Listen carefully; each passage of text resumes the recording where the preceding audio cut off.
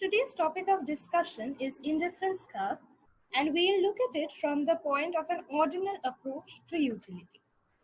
So let's first understand an important question: why is the demand curve downward sloping? There are two approaches in economic literature that explain the negative sloping demand curve. First is the Marshallian utility or cardinal approach, and the second is the modern or ordinal approach. Now that I have defined the two ways in which the demand curve can be said to be downward sloping, let's understand what we mean by utility. So, as I have written here, utility is the ability of a good to satisfy the needs or wants of its consumer. In other words, a consumer consumes a commodity because it has the capacity to satisfy his wants. A utility function may be defined as the descriptive statement that relates satisfaction to the consumption of private goods or services. We shall discuss more about utility in our future videos. Modern economists like Sir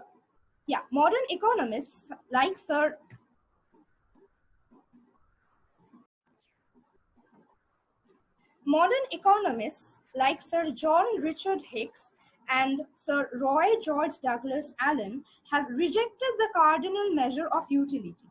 They argued in 1930s that utility, being a psychological concept, can never be measured in cardinal numbers. Utility is an intrinsic character which is not quantifiable. Further, utility varies from person to person. Hence, utility is a relative as well as a subjective concept, hardly amenable to measurement. If it can be measured, it can be measured in ordinal numbers like rank 1, 2, or 3. Different levels of utility derived from the consumption of commodities can only be ranked or ordered. A consumer can rank his preferences out of various commodity bundles. That is to say, although utility is not measurable in normal terms that we say it is, as in 1, 2, 3, it is still comparable. So as I mentioned before, a consumer can only rank or order his preference pattern. He cannot say that if, let's say, we have two commodity bundles A and B, he cannot say that commodity A gives utility to the extent of 10 and commodity B to the extent of 12. He can only compare A and B and say that A is preferred to B or B is preferred to A. But how much utility is obtained from A or B cannot be as such quantified by the consumer. Hence the name ordinal approach to demand analysis. So as I mentioned, utility can be measured by means of level curves, and we can define a level curve as follows. A level curve of a function fxy is the curve of points x, y, where fx is some constant value. A level curve is simply a cross section of the graph of z equals f function of xy taken at a constant value, say z equals c. I have discussed more about level curves and level sets in my other video, so if you want to check it out, you can do so in this link. So now let's discuss what an indifference curve is. So what is an indifference curve?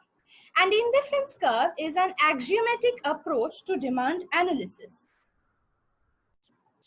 A set of indifference curves plotted on a graph is called an indifference map. A consumer is indifferent on an indifference curve and not between two indifference curves. Higher or lower indifference curve represent higher or lower level of satisfaction. Again, we will discuss more about indifference curves in our future videos. Indifference curves are essentially level curves in consumer behavior.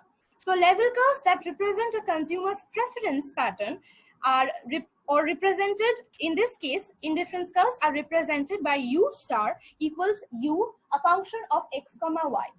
So x comma y being a separate set of bundle of two goods x and y will give me a particular value of utility which is mentioned by u star. So this is essentially a locus of bundles giving same satisfaction. So that is what we mean by an indifference curve. We'll get to know more about the slope of an indifference curve, but for now, we should remember that slope of an indifference curve is called the marginal rate of substitution. And as I've mentioned before, the set of indifference curves is known as an indifference map. So this is an example of an indifference curve. As you can see, IC1 is a particular level of utility that can be achieved by combinations of good x and y. So if I consume this amount of good x and if I consume this amount of good y, I will get a particular value of utility which is given by my indifference curve labeled IC1.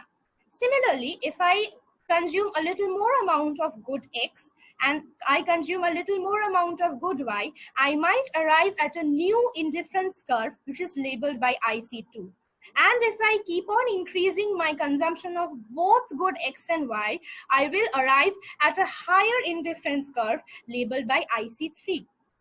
IC1, IC2 and IC3 represent three different utility values, and one more thing that we need to realize is as we move higher and higher, that is as we move from indifference curve IC1 to indifference curve IC2, the utility derived increases. That is, if we move in the northeast direction, my utility derived will increase from the bundle of goods x and y. Next, we shall talk about certain important assumptions in this concept of indifference curve and utility. So the first property of indifference curve, or the first assumption of this ordinal approach to utility, is the property of completeness. The second property is the property of non-satiety. The third is the property of consistency. The fourth is the property of transitivity. And the final property is the concept of marginal rate of substitution. As I mentioned before, the slope of an indifference curve is defined as the marginal rate of substitution. So let's first talk about the assumption of completeness. For simplicity's sake, let us assume that there are two goods x and y. When we talk about the completeness property of indifference curve, we essentially mean that a consumer can determine which combination of x and y is preferable, or which combinations of x and y yield the same level of satisfaction. That is, a consumer must either prefer x over y or y over x, or at least must be indifferent between x and y. Since the consumer knows the utility value of all possible choices, economists say that the preferences are complete.